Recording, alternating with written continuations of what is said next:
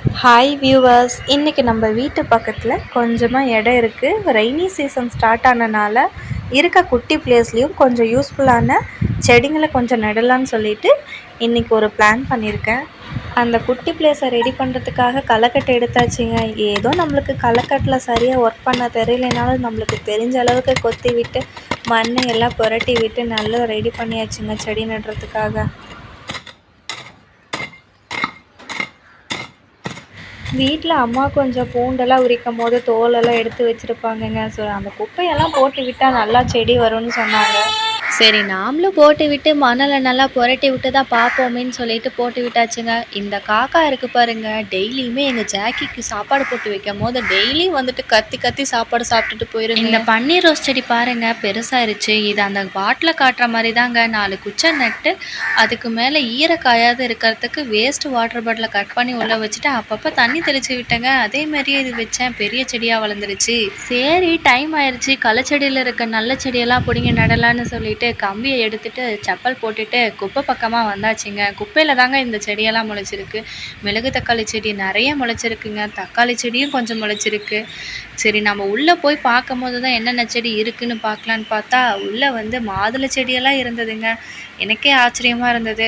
லைட்டாக மழை வரவும் இவ்வளோ செடி முளைச்சிருச்சான்னு சொல்லிட்டு சரி இந்த செடியெல்லாம் பிடுங்கிட்டு போகலான்னு சொல்லிட்டு அந்த பிடுங்குற வேலையை ஸ்டார்ட் பண்ணிட்டேங்க. ஃபஸ்ட்டு இந்த கம்பியை வச்சு லைட்டாக நீங்கள் ப்ரெஸ் பண்ணிங்கனாலே போதுங்க, அழகாக செடி வேரோட கழுண்டு வந்துடுது.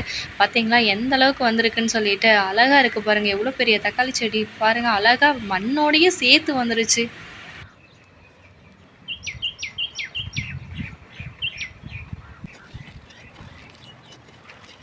நல்ல ஈரப்பதம் இருக்கிற இடத்துலலாம் நம்ம சும்மா கையில் பிடுங்கினாலே வந்துடுங்க. ஸோ லைட்டாக ஈரப்பதம் கம்மியாக இருக்கிற இடத்துல தான் நம்ம இந்த கம்பியை வச்சு பிடுங்கணும். நான் சொன்னேன் இல்லைங்க, இங்கே மாதுளம்பழ செடி வளர்ந்துருக்குன்னு சொல்லிட்டு, அது இந்த செடி தாங்க.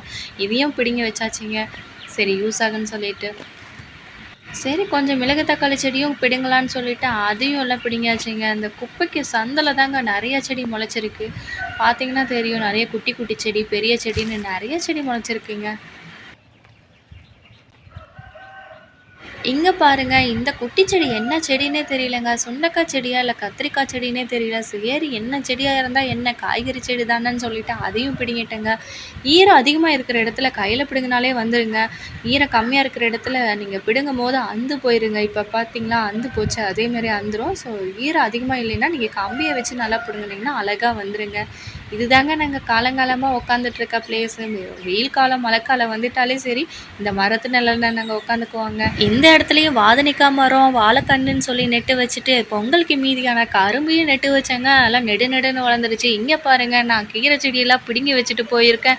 இந்த கோழி எல்லாம் காலில் போட்டு பறித்து வச்சுட்டு போயிருச்சுங்க. நல்ல வேலை, செடிக்கு எந்த டேமேஜும் ஆகலை. சரி, நம்ம பிடுங்கி வச்ச செடியெல்லாம் கலெக்ட் பண்ணி எடுத்துகிட்டு போகலான்னு சொல்லிட்டு பக்கத்தில் இருந்த தக்காளி செடி கீரை செடி எல்லாத்தையும் மீதி இருந்ததையும் பிடுங்கி எடுத்துகிட்டு கிளம்பியாச்சுங்க. சரி, அப்படியே போகிற வழியில் பார்க்கலான்னு பார்த்தா அந்த பொந்தில் எல்லாம் பெரிய பெரிய கீரை செடி நல்லா கொழு கொழுன்னு வளர்ந்துருக்குங்க. சரி, அதையும் கொஞ்சம் பிடிங்கலான்னு சொல்லிட்டு பிடுங்கி எடுத்தாச்சுங்க. பார்க்கவே பயமாக இருக்குது, பாம்பு இருக்குமோன்ற அளவுக்கு இருக்குங்க. எல்லாம் குழியெல்லாம் போட்டு வச்சுருக்கு. பெருக்கானா பாம்பா என்னன்னு தெரியல.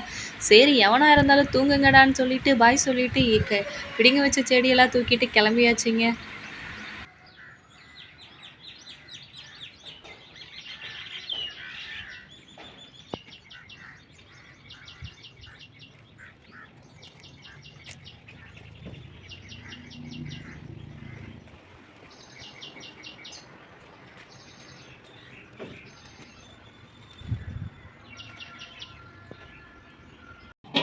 குப்பைச்செடியில் கிடச்ச நல்ல செடியான கீரை செடி காய்கறி செடியை தண்ணியில் கொஞ்சம் போட்டு வச்சாதான் வாடாமல் இருக்குன்னு சொல்லிட்டு தண்ணியெல்லாம் எடுத்து ஊற்றி வச்சு அதில் பிடுங்கி வச்ச நாற்றெல்லாம் எடுத்து போட்டு வச்சுட்டு வந்தாச்சுங்க.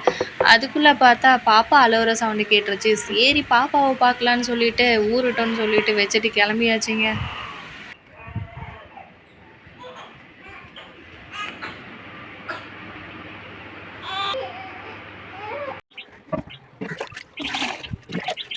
ஒரு குட்டி பிரேக் எடுத்து பாப்பாவை ஒரு வழியாக சமாதானப்படுத்திட்டு இருக்கிற தண்ணியெல்லாம் கொஞ்சம் கலெக்ட் பண்ணி எடுத்துகிட்டு போயிட்டு செடியை நட்டு வச்சிடலாம். இன்னையோட இன்னையா எல்லாமே முடிஞ்சிடட்டும், ஒரு வேலை முடிஞ்சிடறா சாமின்னு சொல்லிட்டு தண்ணியை எடுத்துகிட்டு செடி நடத்துக்காக கிளம்பிட்டேங்க. ஃபஸ்ட்டு தண்ணியெல்லாம் தெளித்து விட்டுட்டு சின்ன சின்னதாக கையிலேயே பறித்து விட்டு அங்கங்கே இடத்துக்கு ஏற்ற மாதிரி ஒவ்வொரு குழியாக பறித்து விட்டுட்டு வந்துட்டேங்க. ரொம்ப நாளுக்கு அப்புறம் மண்ண தொடுற மாரி ஒரு ஃபீலுங்க. ஏன்னா ரொம்ப நாள் தான் ஆச்சு தோட்டமெல்லாம் மெயின்டெயின் பண்ணி, சரின்னு சொல்லிட்டு மண்ணுல கையில பார்க்கவே ரொம்ப அழகா இருந்துச்சுன்னு சொல்லிட்டு, இருக்கிற நாத்தெல்லாம் எடுத்து ஒண்ணொண்ணா நட்டு வச்சுட்டு, எல்லா ஒர்க்கும் முடிச்சுட்டு வந்துடலான்னு சொல்லிட்டு நட்டுட்டேங்க.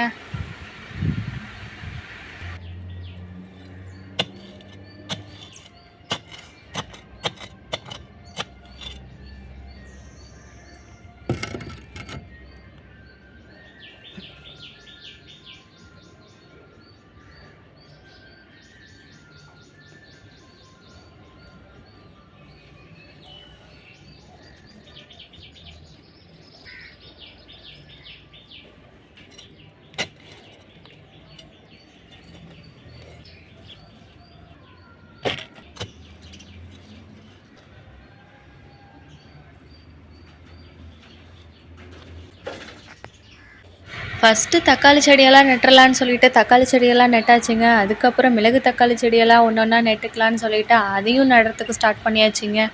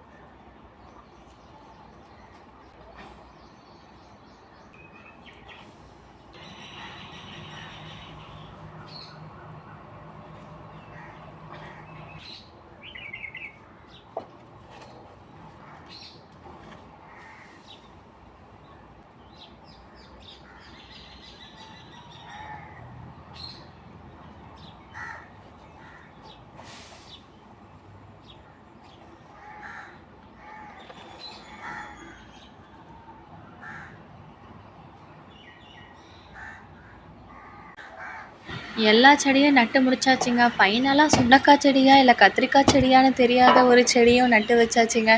எந்த காய்கறி அந்த செடியில் வந்தாலும் நம்மளுக்கு லாபம் தானேங்க. சரின்னு சொல்லிட்டு அதையும் நட்டு வச்சுட்டு கையெல்லாம் கொஞ்சம் கழுவிட்டு நல்லா தண்ணியெல்லாம் தெளித்து விட்டுட்டு வந்தாச்சுங்க. செடியெல்லாம் என்னமோ நட்டு வச்ச உடனே சுருங்கி வாடி வதங்கின மாதிரி தாங்க தெரியும். ஆனால் ஈவினிங் ஆகிட்டா ரொம்ப ஃப்ரெஷ்ஷாக கொழு கொழுன்னு ஆயிருங்க. ஏன்னா அதுக்கு தண்ணி அந்த வேர் இதெல்லாம் செட் ஆகிறதுக்கு கொஞ்சம் ஹவர்ஸ் ஆகுங்க. அது செட் ஆன உடனே அழகாக வந்துடும். அவ்வளோதாங்க, குப்பையில் இருக்க களச்செடியிலேருந்து நல்ல செடியெல்லாம் பிடுங்கி சத்தான உணவு சாப்பிட்டு நான் ரெடி ஆகிட்டேன். நீங்களும் இந்த மாதிரி ட்ரை பண்ணி சத்தான உணவு சாப்பிடுங்க.